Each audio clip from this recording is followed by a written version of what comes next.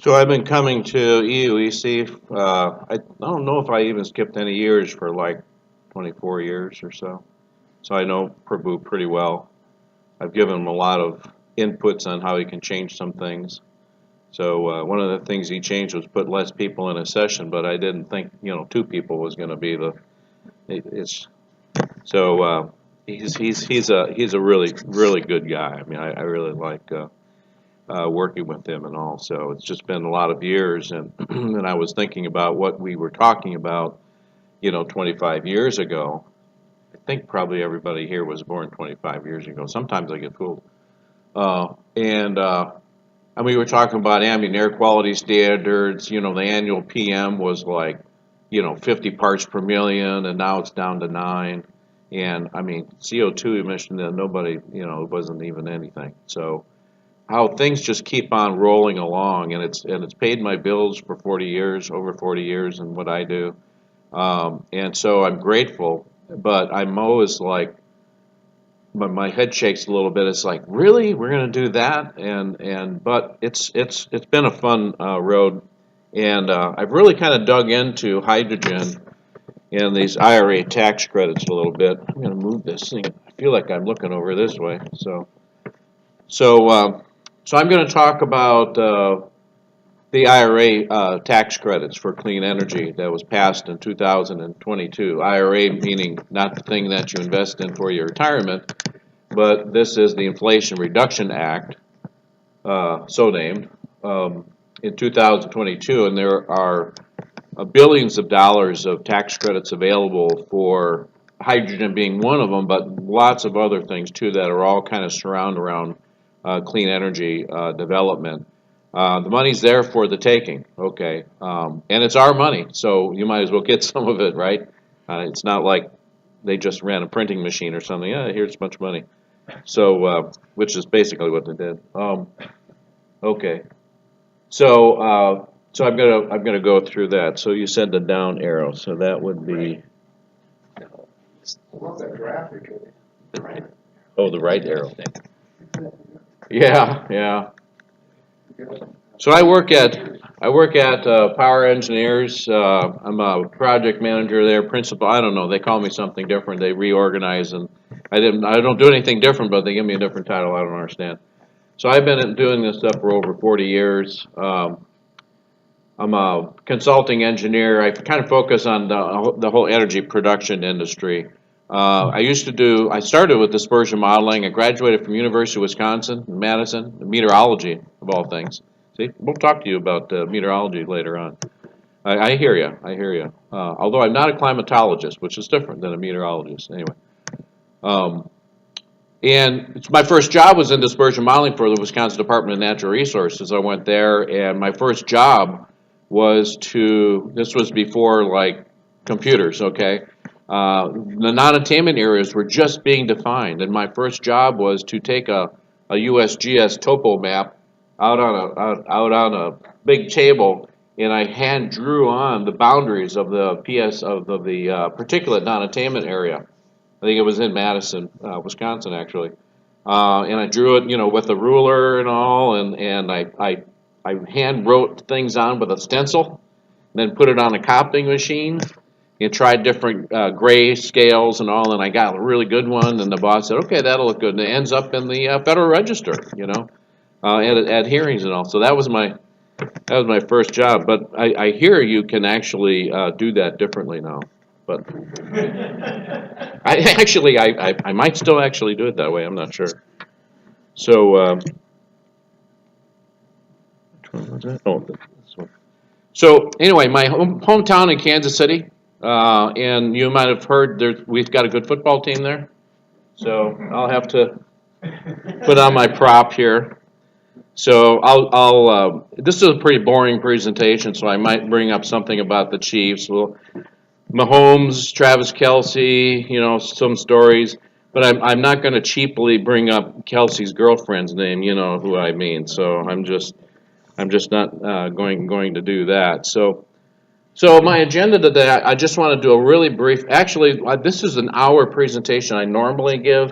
I squeezed it down to like 20 minutes, and then it's like, oh yeah, you can talk as long as you want. So, but now I'm still going to talk a little bit about hydrogen, the background. What is it? Where does it come from? Why are we even talking about hydrogen? It seems kind of crazy. And then most of the presentation will be this IRA tax credits for clean energy. Okay? So, ready to go? So, oh my gosh! That got left in there. I can't believe it.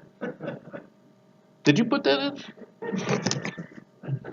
That's pretty embarrassing. Yeah, you probably will not see that again. Okay. So when people think of hydrogen, they think first, oh, it's because it doesn't emit any carbon dioxide, which is true. And so that's the reason why we want to burn hydrogen, because it doesn't generate CO2. But the trick is, well, how do you get the hydrogen to begin with? Okay, so that's where the real trick is. But this is kind of an interesting drawing because a lot of people don't realize. Okay, you can see that. That along the bottom is blending hydrogen, and we are not just going to make 100% hydrogen, send it everywhere, and everyone's going to burn it, and everyone's going to be singing kumbaya. You know, it's not going to happen that way. There'll be blends of hydrogen. Okay, so that's along the bottom: 0% hydrogen, 100% hydrogen. This side is the CO2 emission factor, and so at 0% hydrogen, you have close to 120 pounds per million BTU. Of natural gas burning gives you close to 120 pounds per million BTU of natural gas, okay? Over on the right side, 100% hydrogen gives you 0, okay, CO2 emissions, okay? But this is not a straight line between these two, okay? That surprises people. So let's, if you go one down, I've drawn on here, so let's just say a 50% blend. Yay, we're doing a great job, 50% blend. Well, the CO2 reduction is only 25%. Okay, so you have to be a little bit careful in trying to set a goal for CO2 emission reductions by burning increasing amounts of hydrogen. You have to kind of look at this, and because if you do the measurements out of your exhaust deck, you're going to get a number like this. Everybody thinks, oh, I'm going to be up here. So that's kind of a little bit of an eye-opener for people. But it is true that hydrogen does not, by itself, emit CO2. The other big driver toward hydrogen, and this, in my mind, is actually a bigger driver. You know, I need to be honest. If all you wanted to do was reduce CO2 emissions by making hydrogen and then burning it, that would be one of the most craziest things around, you know, because it doesn't make any sense thermodynamically. It takes much more energy to make hydrogen than the hydrogen you get back out. Okay, so why would anybody want to do that? Well, I'm going to talk about IRA tax credits. You know, if you get paid enough, you can actually make that work economically. But here's the real reason, or another major reason, is variability of renewable demand. This is a graph of excess cumulative surplus of renewable energy, solar and wind. And I pulled this from a DOE or EIA type, and it's a few years old already. It doesn't matter about the actual values. I wanted you to see the shape of this curve.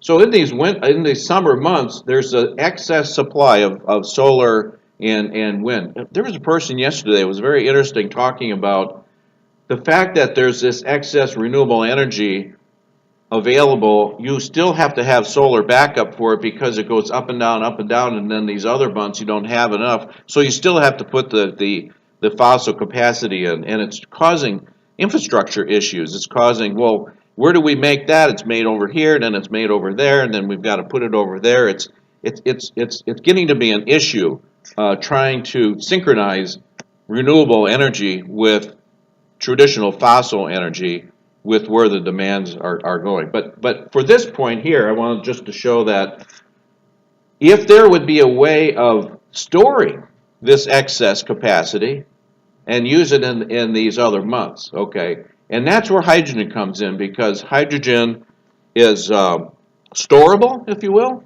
So if you make hydrogen, compress it, and put it underground, vast quantities in salt domes, you could draw it out later, and then when you draw that hydrogen out, you burn it then in a combustion turbine or a power generator, so that you're essentially shifting this excess electricity you use to make the hydrogen. Now you can produce it in these other months. So shifting the production timetable of renewables so that you can use that energy in a different month is one of the primary drivers, actually, for hydrogen, and that's where people are really looking for. I mean, that whole topic of storing hydrogen underground in salt domes is that's a week-long conference. Okay, very complicated, very tricky. It's very expensive. We don't do it very much yet. There's a lot of problems with hydrogen being so small. I mean, it's like, I mean, it's smaller than this, you know, because it's the smallest element, right? Molecule, whatever, and yeah, it's like one, and so it gets out of everything. It's hard to keep it in a cave. You'll put it in the cave, and you come back, you know, a year later. It's like, where'd all my hydrogen go? You know, it's just kind of escapes. Plus, it's very chemical reactive, so anything on the walls of the cave, it interacts with it too, and it forms acids. And if there's water in there, you get all sorts of acids in there. So it's a work in progress. Okay, let's move on. We've heard a lot about the colors of hydrogen, where hydrogen comes from. These are just two, but there's probably 10. A lot of people are mad about colors. It's like, well, why do you pick that color? So, well, why not? You know, what difference does it make? But green hydrogen is it's called green because this is hydrogen that's made. What is going on here? It's made with renewables. Okay, so over here you see there's wind and solar. Any renewable, you use the electricity. You use the electricity inside where there's a electrolyzer that takes electricity and it splits water into hydrogen and oxygen. And this is, I mean, even I could balance this equation, okay? And I'm a caveman, and I stayed at a Holiday Inn Express. So this is a balanced equation. So it takes two molecules of hydrogen, or I mean water, and then you get two hydrogens and an oxygen. Okay, so that's a very simple equation. And electricity is what drives this. The trick is, where do we get this electricity from? And the tax credits are going to show, well, if you want green hydrogen, you better use zero carbon or close to zero carbon electricity generated. The other one that's really being talked about is blue hydrogen, but blue hydrogen is actually gray hydrogen, okay? Sounds like a Civil War battle here. The natural gas, SMR, is synthetic methane reduction, reformation, I should say, reformation, SMR. And that's a very well-known chemical process. Down here, you have methane and water, and you heat it up, and you get hydrogen off and carbon monoxide. And then that carbon monoxide still has energy in it, right? So that carbon monoxide is then further heated up with more water, and then you get even more hydrogen, but you get this little character down here. Who can tell me what is this? Carbon dioxide, right? So gray hydrogen produces carbon dioxide, and so it was never thought that gray hydrogen would be something where, oh, we're going to generate a bunch of hydrogen and then burn it, and then we'll save the planet. But that doesn't work that way because you have all the CO2. So you put on a carbon capture system on the tail end, and you do underground storage of the CO2 that's captured. So now you have gray hydrogen has been turned into blue hydrogen, and you're going to have this CO2. So of course it's going to be more expensive to do that, you know. And there are a lot of people that are developing these CO2 capture devices. They're smaller because an SMR is a little smaller than like a big combustion turbine or something. And so that's a big industry right now. It's putting CO2 capture on SMR to produce hydrogen. Okay, and then I'll show how this fits in with the IRA tax credits, because Uncle Sam will help you actually build that if you want. And I mean, we are Uncle Sam. Okay, so there you go. That's about. I mean, I do an hour on hydrogen, but we'll get into the 2022 Inflation Reduction Act, clean energy and carbon capture tax credits, okay? So a little background about taxes to begin with. And then I go on to production tax credits, and I'll define that. Investment tax credits, ITCs, and then give an example of how all this fits together. And then we'll have lunch. It's supposed to be a joke. So, taxes. Who likes taxes? Yeah, see, everybody's sitting on their hands here. I call them it's the good, the bad, and the ugly. There are good taxes, and there's bad taxes, and there's some really ugly taxes too, okay? So I do have movie references in here. So the primary purpose of taxes, and this is constitutional, is to fund the government for things like the defense of the country, right? Defense. But it also funds things like Social Security, Medicare, other things that have been added on since the beginning. But it funds the government. Okay, that's the purpose of a tax. But there's also another purpose of a tax is to discourage actions. Okay, some example. Oh, who can give me an example of a tax that has created to discourage something? Cigarettes. Cigarettes. It's always the first one. Okay, what else? Oh, that was yours? He took my answer. Okay. Imports, right? There's tariffs. That's a tax to discourage importing some raw material, maybe Chinese steel or something, who knows. So to promote a production of that in this country. And that's been around a long time. Even my uncle Alexander Hamilton, maybe a great grand uncle, he meant it as protectionism. Okay, so let's see. All right, yeah, protectionism, and that was something like the what did he call it? The Tariff Act of 1789. So those kind of taxes have been around a long time. So the next one is encouraging actions, things that encourage behavior. So who can think of a tax that would be something the government wants you to do? So we're going to give you tax credit for that. What's an example? Buy a Tesla sometimes. That's right. They're encouraging the purchase of electric vehicles, right?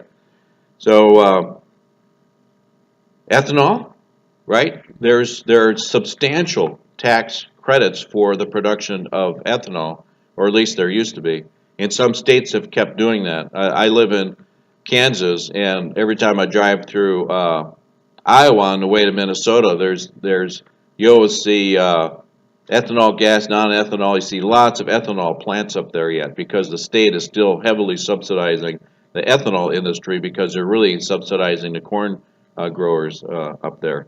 So that's another example. Renewable energy, wind and solar. We would not have all those wind turbines and solar panels out there if it wasn't for tax credits, because you can't make enough money putting in a wind turbine and sell the power to make it worth it, okay?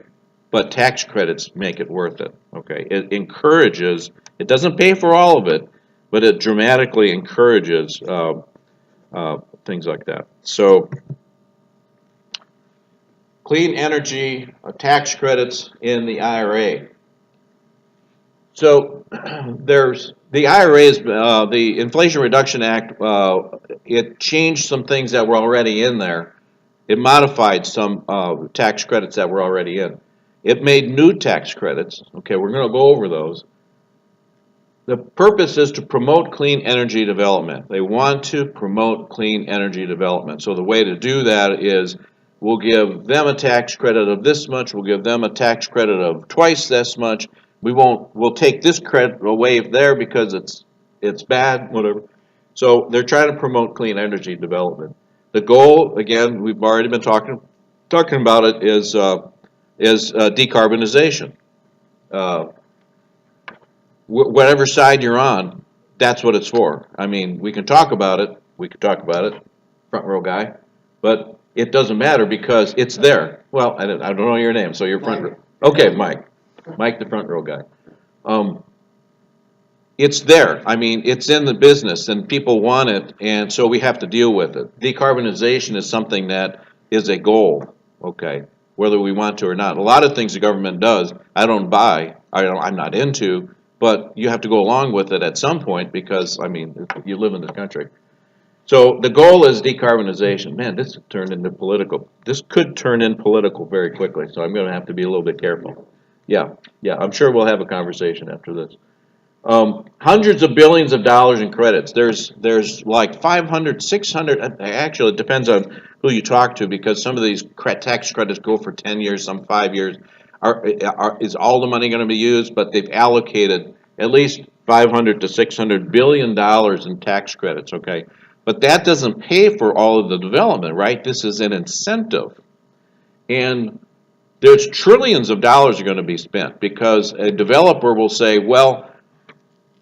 They'll calculate, the accountants get out, the investors, and probably some of you are here, and it says, this is positive. If we get this tax credit and our equipment will be cheaper because the manufacturer of that equipment is getting a tax credit. We put this all together and we can sell our product and get a tax credit for it. It works economically. Let's do it. Okay, so you get the banker will say, all right, I've loaned your money, and so trillions of dollars are going to be invested because of the billions of dollars of investment. So that's why it's in the Inflation Reduction Act, because it's supposed to address inflation by building business up by incentivizing development. Okay. Pretty convoluted, but that's the goal. And these are just the ones I'm going to talk about. They aren't all up there, okay? And you see on the left side there is the PTCs, the production tax credits under Section 45, and then there's investment tax credits down here. They're in Section 48. Okay, and I'll tell you a little bit more about that one when I get to it. But this is a list of the ones that there's a lot more, and it's a lot more complicated. And I also have to caveat that I'm not a tax advisor. I'm an engineer, okay, and a meteorologist, but that doesn't matter. I'm not a tax advisor. I have to tell you that. So, I mean, don't go back to your CFO and say, "Oh, we need to invest because that one guy up there was wearing a Chiefs hat. I think we need to believe what he says." You know, don't do that. Just now, if you build a plant, I want to know about it because we want to build a plant for you. Okay, so I'm an engineer. I'm an engineer, not a doctor, as he said to Captain. So 45Q, 45V, 45X. I'll talk a little bit right now about 45Z. I won't cover that a little bit later, but it's a fascinating one. 45Z, Clean Transportation Fuel Production, including SAF. Who knows what SAF is? Okay, Sustainable Aviation Fuel. Okay, because the aviation industry, the jet fuel, it's like, wow, we got to do something about all the greenhouse gas emissions from all the jets flying around when they do fly, and the doors stay on, I guess. But the SAF, it's a sustainable aviation fuel. If they can make jet fuel with lower carbon content within the jet fuel itself will still be jet fuel, but the way they made it, if you can do it in a low carbon process, it can be called SAF. And people out there are actually making this stuff, or going to make it, and they're going to make a ton of money. There's a lot of money available for making SAF. So we are right now, our power is helping a developer build a plant, combustion turbine plant, that's going to burn natural gas and then sell the steam and the electricity to this plant. But there's going to be a carbon capture system on the tail end of that gas turbine. So it will be very low CO2 emissions out of the stack, and so they can take credit for the fact that the steam and the electricity coming off of that plant will be very low CO2 based, and that low CO2 based energy will go into making SAF such that they could sell it and get the tax credits for it, okay? So that's just an example of how this is spurring development, okay? So that's interesting, 45Z. Let's see, what did I just do wrong here? There we go. So the first one I'm going to talk about, it's not really the emissions of CO2, but it's capturing carbon dioxide emissions and sequestering it. We all know it as CCS or CCUS, carbon capture, utilization, sequestration, all those terms. And it's already was getting a tax credit, but what the IRA does is it extends. It was going to end, but it extends the date. And it extends the construction start date to a project that's going to sequester CO2 all the way out to the end of 2032. Okay. It's like, well, why don't they keep it going forever? Don't we know we need that? Okay. You can't have a tax credit that extends forever because you have to actually allocate that money. I need to get that money from somewhere. So someone said, well, how much is it going to cost?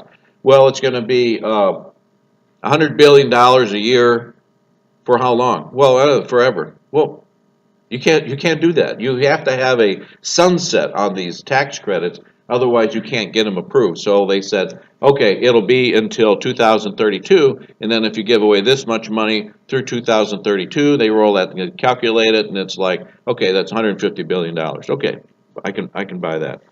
So that's why there's always a sunset. All the tax credits, the wind turbines and everything, every one of them have a sunset clause in it, but they keep getting renewed every year or every 5 years or so. I don't know what bank would lend something because you don't know if you're going to get a tax credit 5 years from now. Why would you think about it? Anyway, I'm not an investor. The other thing it does is it lowers the minimum metric tons captured. Okay, so it used to be you had to have a large project. They have lowered that threshold. You can get the tax credit for smaller carbon capture projects. It also increases the tax credit per metric ton. Okay.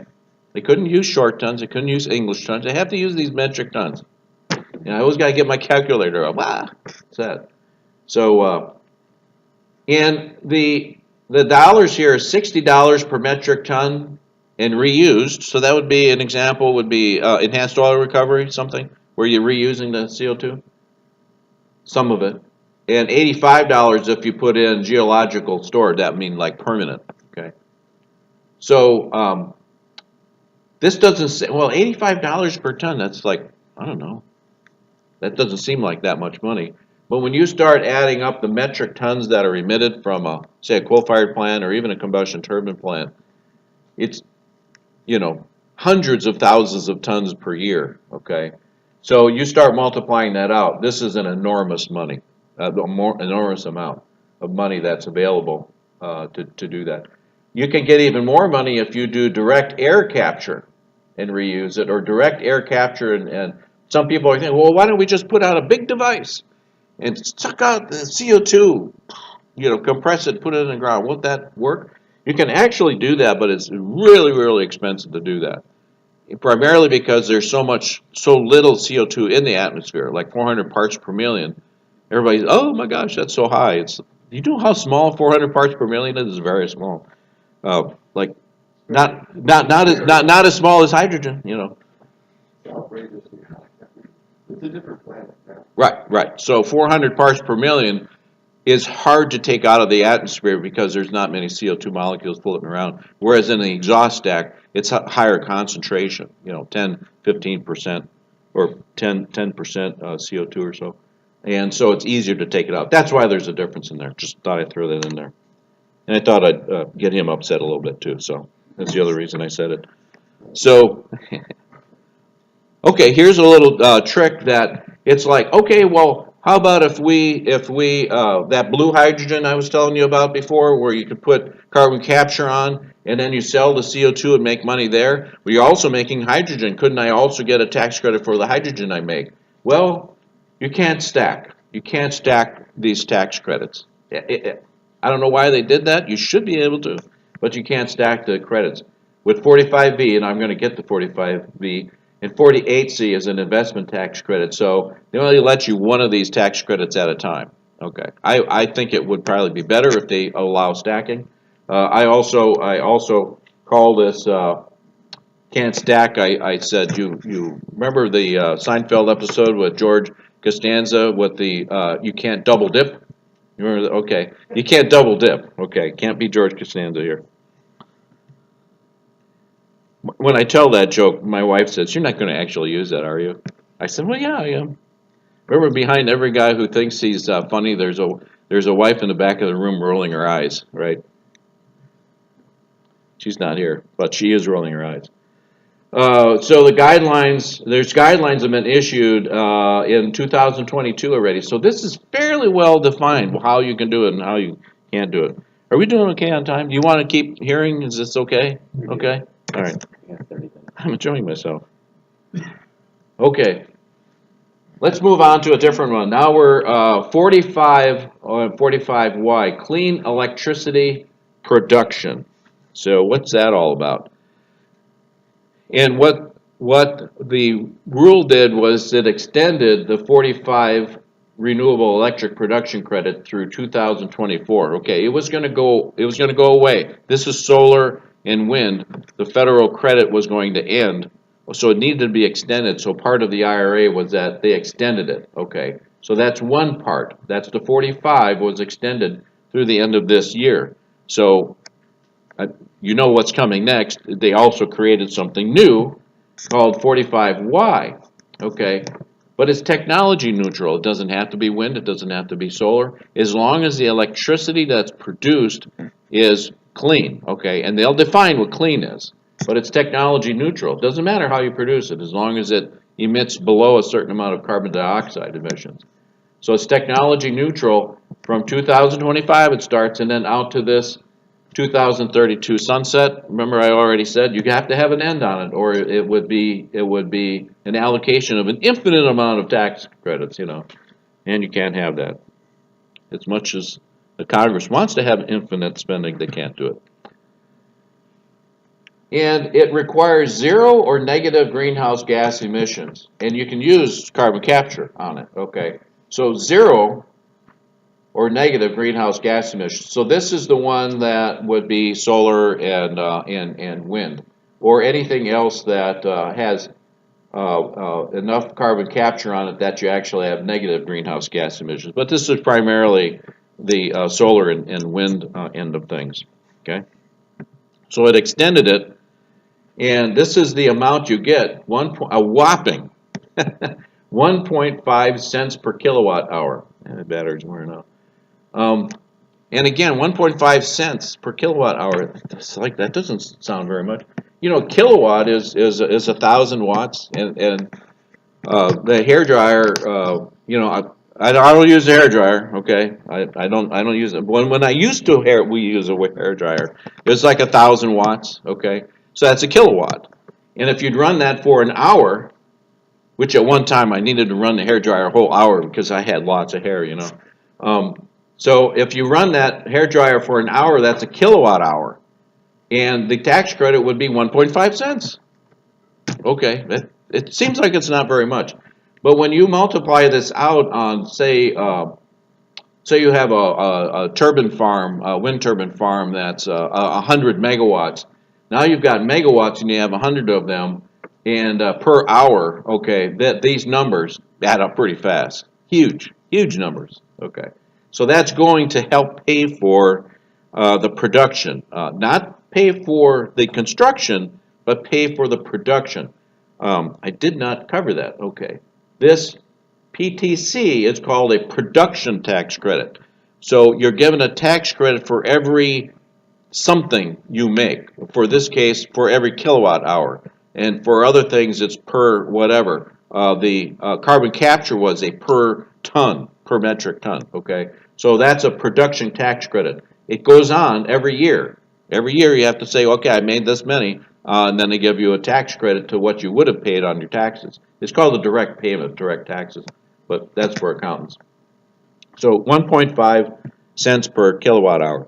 And you can't double dip, okay, like we said before. It's like, well, we want to build a plant and we want to get this investment tax credit, 48E, but you can't get the investment to build it and get the production tax credit after you build it. Not allowed. Can't double dip. Okay. So moving on from the previous one, now instead of clean electricity, this is clean hydrogen, 45B, clean hydrogen production. So it's constructed fairly the same, except there was not a clean hydrogen tax credit previously. It's a new one. It's a 10-year incentive production tax credit. So for 10 years, but it'll probably get extended. And it's for hydrogen, clean hydrogen, not any hydrogen, clean hydrogen. You have to start by 2033. So this is you've got to get going. It's like, well, gee, we'll buy some equipment. We'll start constructing next year. There's going to be a lot of work to do to get the equipment designed. Technology has to come around, and technology has to develop, and you have to get all the permitting done. Constructing by 2033 might seem like a long time from now, but it really isn't because of all the things that'll have to be done for the big plants. They're already building some hydrogen plants, the smaller ones.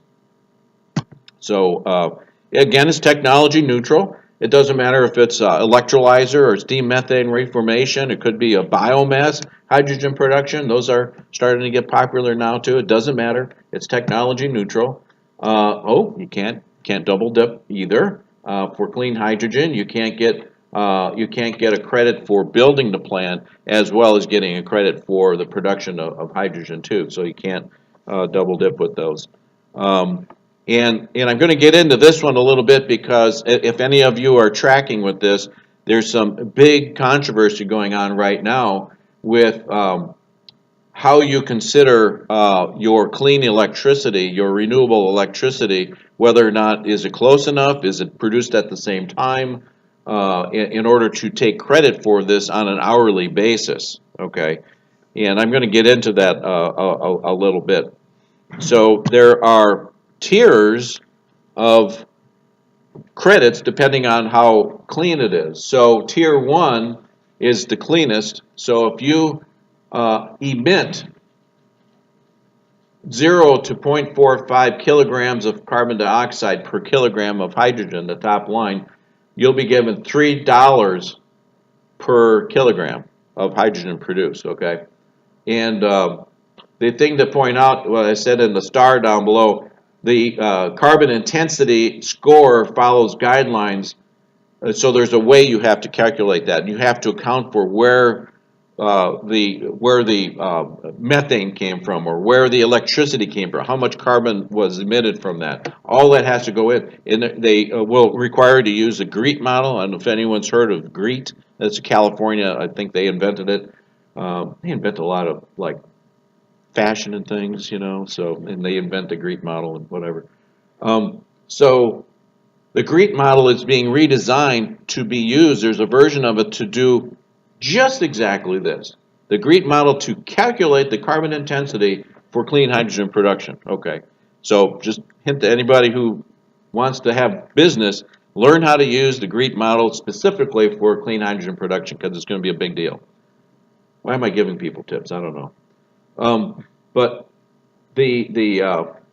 so there's 3 tiers of that. So below the third tier is 1.5 to 2.5 kilograms, and then you get down to 0.75. Just to let you know, these tax credit amounts include the bonus credits for the way that you do your construction and where you build it and all. There's bonus credits, as far as I can tell, everybody's going to do what it takes to get the bonus credits, but I think it's like a 5x bonus.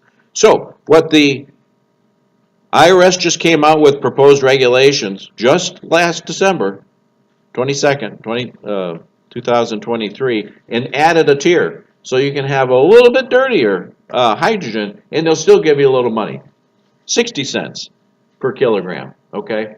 So they added this at the bottom in their proposed rule. So a little bit more about this proposed rule. But before I talk about the proposed rule, you need to understand how does this all fit together, because I'm going to step over here if that's okay. This blue box over here is where the controversy is. You have all these renewable solar, geothermal, hydro, biomass, and wind will go into this electrolyzer to produce clean hydrogen coming out of here into storage and wherever. Where the controversy is well, which wind, which solar, which panel, how far away can it be? Can it be power that I bought last year None of that was defined in the IRA. Now the IRS has come out and said, we think it needs to be this way. And developers' heads were exploding at that point. They're like, you need to make it easier for us to build these and get the tax credits, not more difficult. Imagine that, the government making things more difficult. That's like the first time ever. So there's controversy about how renewables are connected to the electrolyzer and the grid. Is it from the grid? Is it a direct connect? Do you have to build a solar field to supply electricity to your electrolyzer to get it? Well, they're talking, well, yeah, maybe. Well, what would that do to the cost of your facility? Now you got to build a solar field at the same time, you know. So a lot of this is being talked about right now. So let's dig into that a little bit. Is this okay? I mean, this is what it's all about. I mean, we're into the heart of it. You want to hear more? Keep more? All right. See, they overruled you. Very good. So so there's criteria about something they're calling. You're going to hear about this, an EAC. Okay, and that's a energy attribute certificate. Okay, so they've come up with a new acronym you're going to hear about, an energy attribute certificate. Okay. And there's 3 criteria to qualify for the hydrogen credit. In other words, am I using an EAC? An EAC would be a clean electrical production from renewables that you're using to make hydrogen. Okay, that's what an EAC is. And there's 3 criteria then, and people are calling those the 3 pillars. You know, I don't know why they're calling them 3 pillars, and it's incrementality, okay, which is how much, can I use something that's already there, or do I have to put in new renewable capacity? Why can't I use solar that's been around already for 10 years? Why can't I use this wind turbine farm? Well, they said, well, but the whole point of this is to build more renewable so that you use that more renewable to make this hydrogen. So there's an argument about whether you can use something that's already there. And deliverability has to do with, well, can I use electricity that I say I have a power purchase agreement from a solar farm in New Mexico, but I'm making the hydrogen in New York, you know. So it has to do with the deliverability. And temporal matching, does that mean that this electron that this solar plant produced has to be used to make this kilogram of hydrogen so I can get the tax credit for it, okay? So there has to be temporal matching, deliverability, and incrementality. It's just crazy. So these are the 3 pillars. So incrementality, let's do the first one.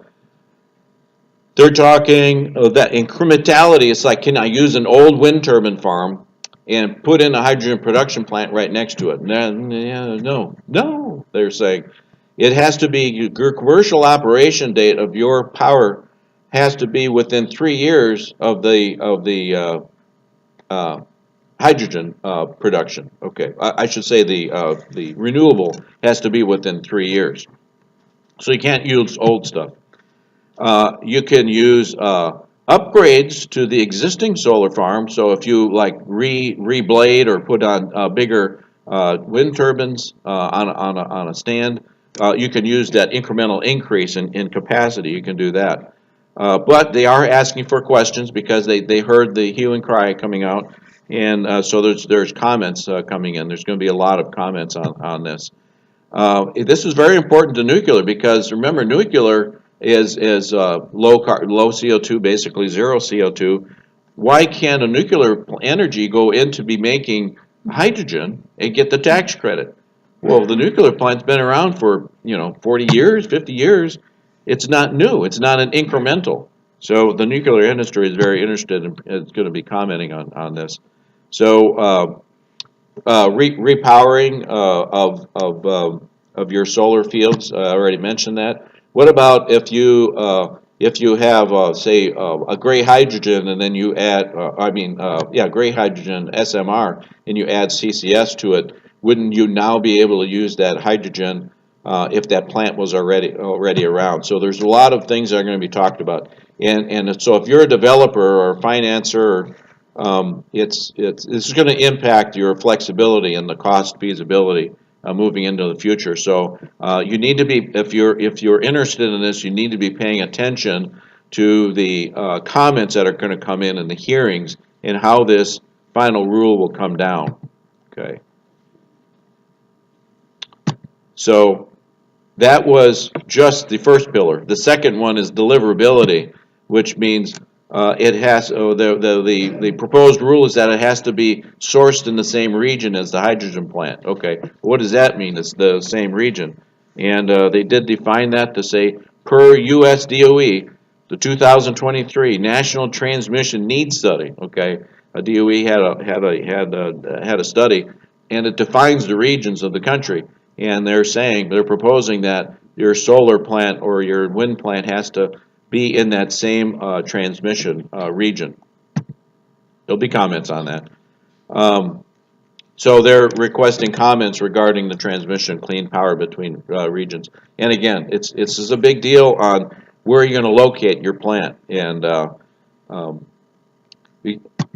it's just going to really impact the future of new hydrogen type plants. Okay, the last one is the temporal matching.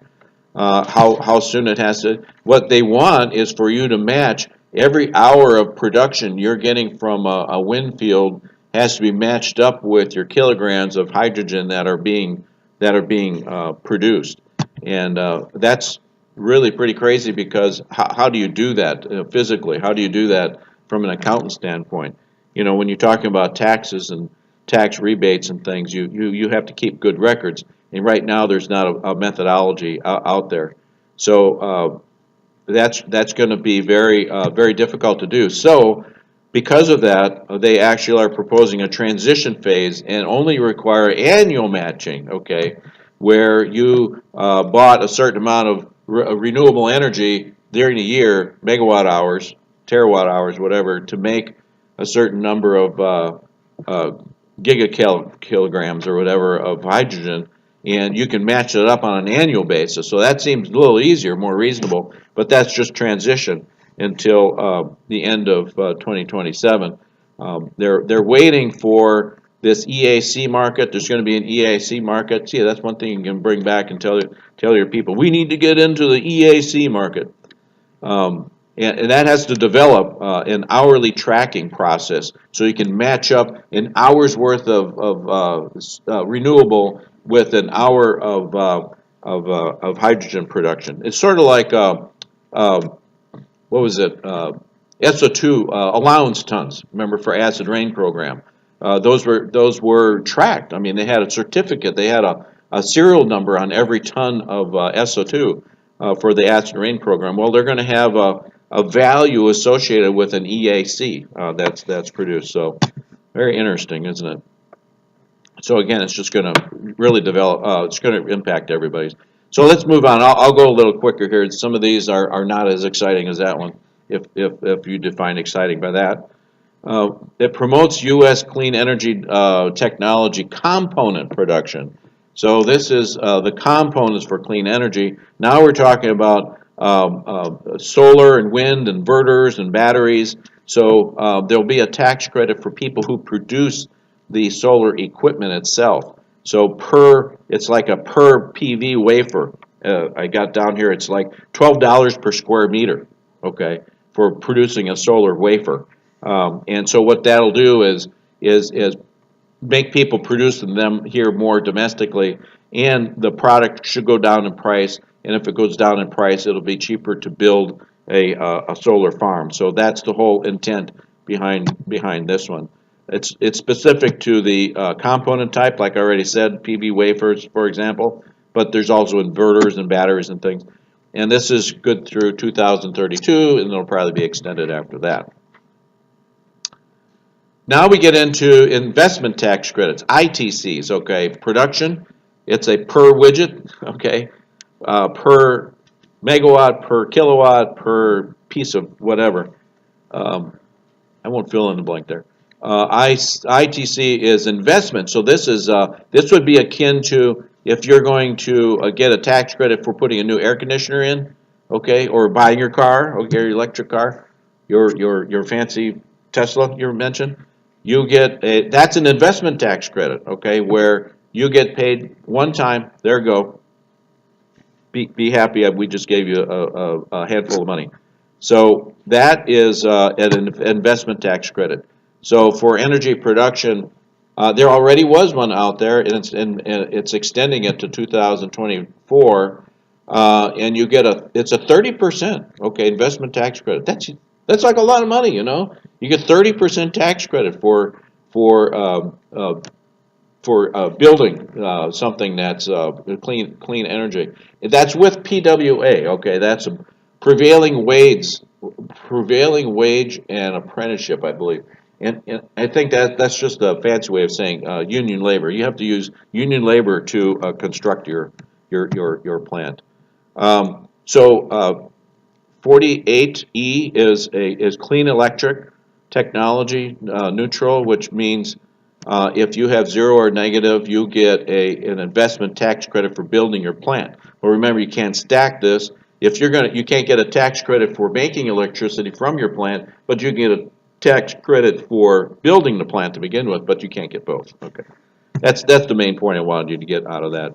Up to 30%. I already said 30%. There's a 30% tax credit, depending on like where you actually build it and prevailing wage type thing. So this includes plants like solar, geothermal, microturbines, offshore wind.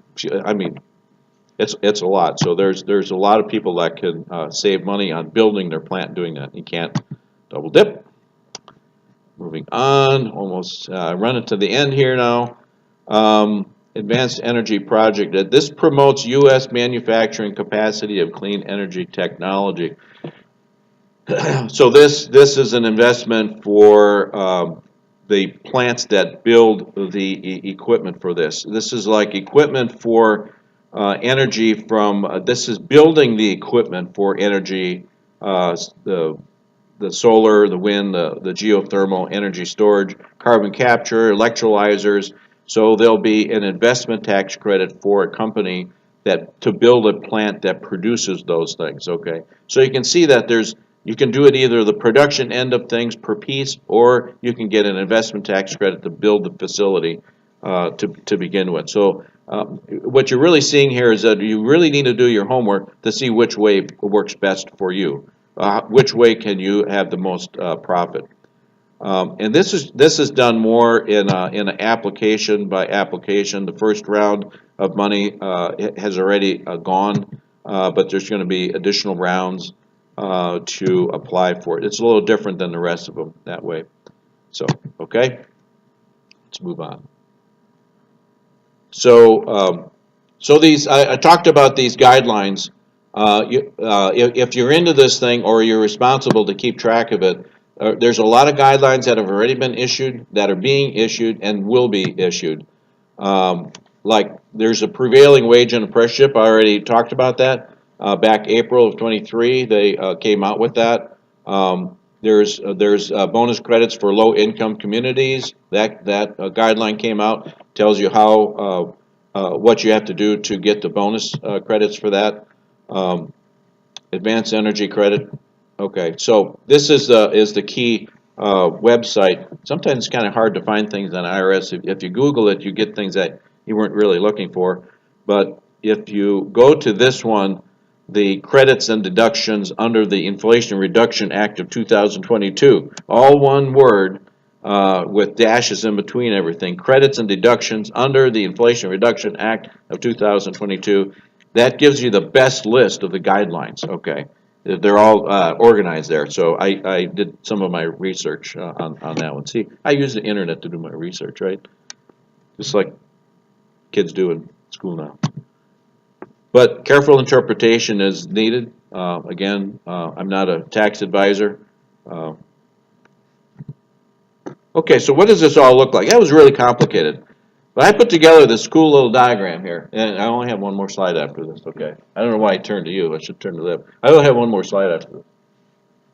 Okay, so this is sort of that diagram I had up there before, and here's your wind and solar, and you see that says 45. So it's the 45 is the production tax credit over here, right? And so they'll get that benefit, and they sell this into an electrolyzer. So if you have an electrolyzer plant, one way to do that, the 48C, okay, so 48, which one was that? PTC or ITC? 48. ITC, right. So you can choose to do an investment tax credit to build your hydrogen production plant, okay? And over here is 45B. This is the production tax credit. Where am I going? So hydrogen storage, you're going to be storing hydrogen. You can get an investment tax credit for building the hydrogen storage facility, maybe underground or something. The 45Z, remember that was the sustainable aviation fuel. There's other transportation fuels. The hydrogen can go into there, so they'll get. There's a production of transportation fuels. You get a tax credit for those there. This is an interesting one. So I talk a lot with the natural gas industry, like Southern Gas Association. They're interested in this aspect. This is kind of cool. You take natural gas supply. Natural gas industry is like, how can we be involved with this? Is no one going to burn any natural gas again? But you can actually use natural gas in steam methane reformation and make hydrogen, right? But remember, it emits a lot of CO2. So if you put carbon capture on the CO2, the 45Q, they'll make money by producing and geologically storing the CO2. So 45Q, they could actually make money, but through their blue hydrogen. So, but then they can't sell their hydrogen, but they can sell their CO2. See how that works? And this hydrogen can go into combustion turbines. Now this one, you could say, well, we're producing clean electricity. You get the 45B, right? Well, actually, they want to do 48E to help pay for this combustion turbine that's going to take natural gas and put it on the grid. So it all depends on how the economics work. This is just one example. If you burn this natural gas, here comes natural gas over here. If you burn natural gas in this plant, now if you take out the carbon dioxide, you can get 45Q for it and vary it, okay? But if you're burning hydrogen, well, there you can get the 48E or the 45. So, I mean, this is just a way to kind of visualize everything together. I mean, this is not one project, okay? There's going to be a developer of this. There'll be a developer of that. There'll be a developer of this. There's a developer for that, okay? It all fits together. Nobody's going to do all those things together. But it just shows how some things can go together to help solve our world problems. That's it, you know, and let's see, what else do I have here? Oh, I went the wrong way. What? I can't help myself.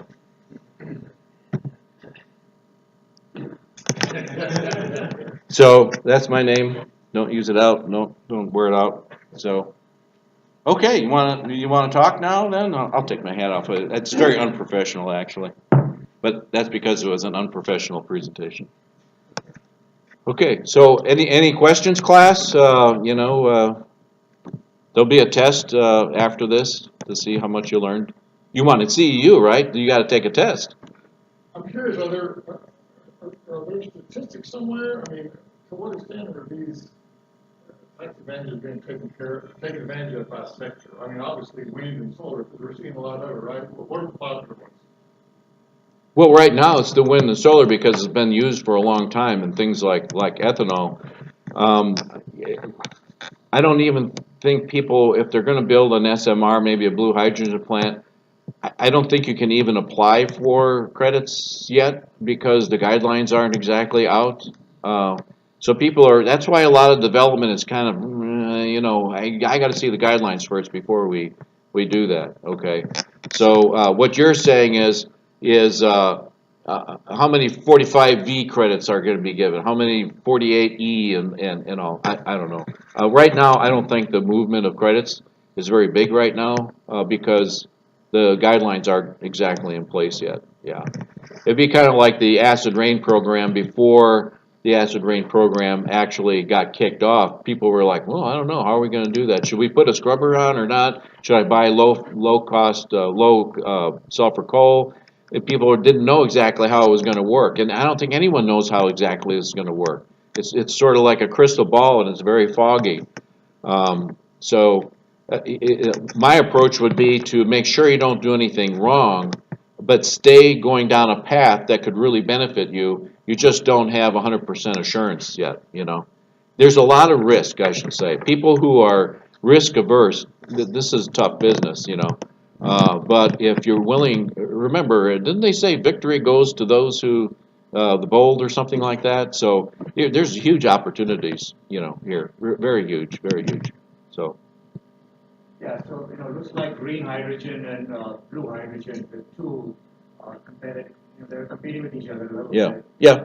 Wheat gets hit pretty bad with this 45B and all of that. The blue maybe is a little better because with green you can't do anything but solar and wind, no hydro, no nuclear, all of that goes away. Yeah.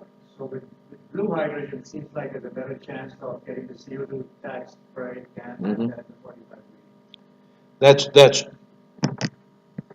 well, I think the guidelines haven't come out yet on the for the blue hydrogen. See, you're talking about clean hydrogen production, and remember they're going to be down on the tier. They won't be that highest payback tier. That's going to only be renewables. Okay.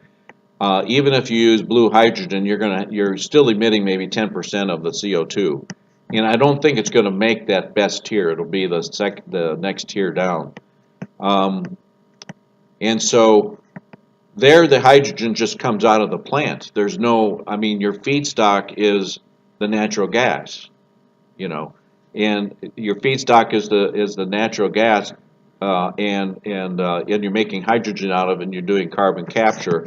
So it's all right there. Whereas if you use green hydrogen, you're using electricity, and it's like, well, where did that molecule come, or electron come from? When you talk about taking power off the grid, it gets a lot more fuzzy. That's yeah, right. So blue is and plus the blue hydrogen is using technologies that's pretty well defined right now. They've been doing SMR for 100 years in the chemistry, in the chemical and the refinery industry. Hydrogen is a feedstock for things, so they make it and they burn it for some payback on heat energy. What's not new is what is new is the carbon capture, but it's much smaller on an SMR. There's a lot of companies out there that are really getting up to speed on carbon capture on smaller facilities like blue hydrogen. Yeah, be looking for that. Yep. Does the credit apply only to the CapEx amount, or does it also apply to operations? So all the validation, everything that you talked about, does the sequestration make sense? Are you actually producing the percentage of hydrogen or blue hydrogen, all that stuff? So the question is, does the credit apply to also operational expenses, like auditing, assurance, all that other stuff? Or is it just on the CapEx? Well, if it's the investment tax credit, it's CapEx, right. So it's the cost of your plant. Again, there's probably be guidelines out. How do you actually calculate that? But that would be on the capital cost, not the. So it's not like a what do they call that, equivalent. When you roll your operating costs, you capitalize your operating costs. No, I think it's just your building costs, and it's a one-time deal. And there's questions out there. I get a question like, well, if we borrow the money 5 years before, do we get the tax credit before it's built? I don't know. I would think that it would have to be built and show that you're commercial operational. Well, then you can get the tax credit. Like when I replaced my air conditioner, I didn't get my tax credit until after it was installed. The guy turned it on, and proved that it was getting the energy efficiency improvement it was supposed to, well, then I got a check from the local utility company and something from the feds, you know. So it's not like you get the money before you actually build it. That's my thought for investment. But for production tax credit, it really doesn't have anything to do with operating costs. That it's done on a per widget production basis. So it doesn't have to do with your production costs. You're just going to get the money, and you have to, you know, determine whether or not is it better for you financially to get a stream of production tax credits versus a one-time investment tax credit. 30% on an investment, that's huge. That's a huge number, you know. So yeah, so I can't really. I'm an engineer. I do a lot of arm waving. Yep. How many projects that are developing combined cycle gas turbines with hydrogen production? That's okay. Uh-huh. Renewable electricity from the grid, produce hydrogen, later fuel the turbines. Sure. Are you talking about where there's renewable and the hydrogen production and the combustion turbine all together in one? They are doing some where the green hydrogen production is next to where they're going to build the turbines. The classic one of that is out in Idaho, in Utah, ACES project, the Mitsubishi project, and they have very large electrolyzer complex, and because it's sitting on salt domes, okay. So they've already built 2 of the salt domes. I think they're going to build another one, and then store the hydrogen underneath, and it's going to go to a large combined cycle facility next door to it, which is where the Intermountain Power project, that used to be a coal-fired plant, they have a direct connect line using DC all the way from Delta, Utah, all the way to LA, you know, dedicated line. And it's DC. So they're going to use that infrastructure and just replace the coal-fired units with combined cycle that in the beginning will burn only natural gas until they start producing hydrogen, and then they'll be 10%, 30, 50, and their goal is to go 100% hydrogen at some point. That date kind of keeps going out there. We were involved with it a little bit, that's why I know a little bit about it. We did a transmission line study for it also. But that is purpose of that green electricity, I guess you could say, would go to LA then. So that would be one. Now, they did not build renewable specifically for it, but there's a lot of renewable around there, so they'd be very interested in knowing, well, how am I going to know what's on the grid is actually a renewable electron or not? Well, nobody knows. Your electrons are just there. They're like moving back and forth, and so it's more of a power purchase agreement that says we're buying 100 megawatt hours of solar power from that plant over there.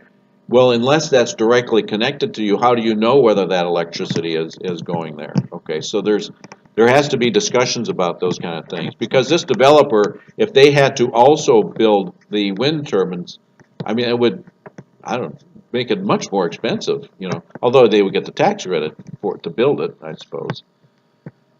So, yeah, there's a lot that has to happen yet. Yeah, you did mention geothermal, or why we have that. Yeah. It's considered renewable. Right. You always put solar and wind, and you even mentioned nuclear. But that could be geothermal also. That fits in there too. Right. It's considered renewable where the CO2 emissions are low, and it would go into the equation to produce clean electricity. Right. So it could get the if you produce electricity from geothermal, you can be right in there with I don't know much about geothermal. I would think some CO2 gas. I would think some CO2 gas comes out of the ground when it, you know, like in Yellowstone. You know, isn't some of that CO2 gas coming out? I don't know. I don't know much about it. Yeah, but I see it listed. Yeah, it is. It is. That's on the list also. On the EAC, are there? It sounds like you need, if that's authentication certificate is issued, Yeah, is somebody kind of licensed to do that, or what is going on? that is to be determined. I'm suspecting that it'll probably be some kind of governmental, because for acid rain, an allowance for SO2 reduction, it's a government issued certificate of a CO2 allowance. Okay, so an EAC would be a government defined. That's a unit of EAC that you can buy and sell and trade in order to make green hydrogen, clean hydrogen. Yeah, I suspect that that's the way it's probably going to go. So it's part of the 87,000 IRS employees maybe that were just hired. Maybe I don't know. Well, like ethanol, they have the RINs, right? And Right. an Exactly. audit, somebody comes in, verifies that the numbers you're submitting are accurate. Right. They'll probably do something like that. Right. The RINs he's talking about for ethanol, every gallon. They don't go by gallons. I think they go by something else. It's an official certificate that this is a valid renewable energy quantity. Yeah, they'll be involved for sure. Yep. That could be a second career for you. Work for the government and define the EACs. All right. Yes, sir. Brian, was there any conversation, or have you seen any examples of green hydrogen using salt water at all? So water is Yeah. kind of scarce Right, in a lot right. of areas of the world right now too. So Yeah. I was just curious, with those tiers, I mean, there was no mention of using salt water. Yep, that's part of my hour-long hydrogen-only presentation, because one of the downsides of making hydrogen by electrolysis is that it takes a lot of water. Like, forget the number, I have it on another slide, like 20,000 gallons per certain number of kilograms of hydrogen. It's like an enormous amount. And that assumes that that's pure water. So if you get groundwater, you have to process it to make it basically demineralized water.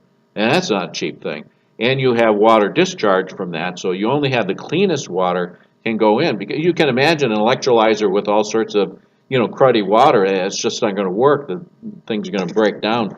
So offshore, they're talking about having hydrogen production on offshore wind turbines. I think it's a pretty cool idea. Very expensive, you got to build it out there, and how do you get it out? You got to ship, and but salt water, in the beginning they were desalinating it to make the hydrogen, but somebody has invented an electrolyzer that uses salt water. Yeah, so that's a coming thing. That'd be a good investment. You could put one right off of Cape Hatteras or something, where nobody wants them. That way you can make hydrogen kill all the whales at the same time. You probably have comment on whale killing. Yeah, okay. Yeah. It's the deep sea, it wasn't the wind turbines, it was actually, they were scanning the ocean floor of like bedrock or something. It's like a sonic, very loud sonic to like seismic to determine where they can build the next offshore wind turbine, because they have to pour concrete in order to know that. It's like doing geotech work. Well, it turned out that sonar was like close to the same noise that the whales use, and all the whales kind of came around there, and a lot of them died because of that. So anyway, they float? Okay. They died nonetheless. No, I'm talking about the wind generation Oh. there. Those things float. Yeah, well, not all of them. I think it depends on how far out they are. Yeah, those. But yeah, anyway, that's another whole presentation. Over a beer, probably. So, okay. Well, shall we show Brian Great. how much we appreciate his humor here? Thank you. All right, you can dismiss the class. Dismiss the class. You've been great attendance. Very good. So, yeah, it's a lot's going to happen here in the future. Always has, always will. I guess I'm gonna get you But I'd like to have your slides. And this is totally obsolete, but it does have my, my email there. Oh, It's okay. like my business card. I'll send that to you. Good morning. Yeah, I like that. Mike? Do you have a Oh, card, yeah, Brian? Earthquake, yes, I I do. like my that card, I like slide very much. Sounds good. That'll come out Because too. my city of Oceanside, has a, Here you go. sustainability And you're, I'm Jason Climate Moody. I'm a action retired mission. consultant. I used to work for PGE and, from okay, so we're- all right, Portland, Oregon. all right, yeah, PG&E, You have an yeah. office there, right, in Portland, I think? Yeah, we Thank do, you. I'll yeah, we send my do, info. yeah, look them up, yeah, Very nice presentation. Yeah. Very informative. good. I'm from Synergy Green No, not Energy, at all. and might be one of our colleague is in touch with you. It's called John Abbott. Okay, John, Abbott. no, I don't know We that. are just collecting some of the quotation from you, where we are just thinking to construct some 230 kV substation in Louisiana. Oh, Louisiana, okay, yeah, right. We've been going down there, there's quite a few people that are interested in hydrogen down there because of the energy that's already there. There's, I don't know, do you know the company RWE? RWE? Not much of Yeah, it. okay, they're in Houston, and they're looking at doing some development in Louisiana also. Oh, you know, We've done quite a bit of work in Louisiana, Oh, environmental and power production. correct. Yeah, and so I should probably look up, Manipulation. I'll use this number by okay, just like okay. by You want me to send you a copy of the presentation? Yeah, it's Okay. very helpful. I'll send you the one without Taylor Swift in it. Yeah, it's very nice. It's unprofessional. They didn't let me do it at work. I said, all right, fine, I won't put it in there. And so that's what I was working on there. I pulled them back in to do that. Now I'll take it off of here. No, but it is the proudest unit of Kansas City won the last Super Bowl, so definitely it's so Hey, exciting. you know, it makes Kansas City popular, you know, and, Early morning, get a laugh out of people. That's good. yeah. I Good, Brian. I try And my I'm in best. Nebraska, you're in Kansas, so. Yeah. Let's Yeah. connect sometime. I've talked to some other Olson people, and they were doing a presentation yesterday on the line stuff. Oh, yeah, Oh, wait, yeah. no, Yeah, part of the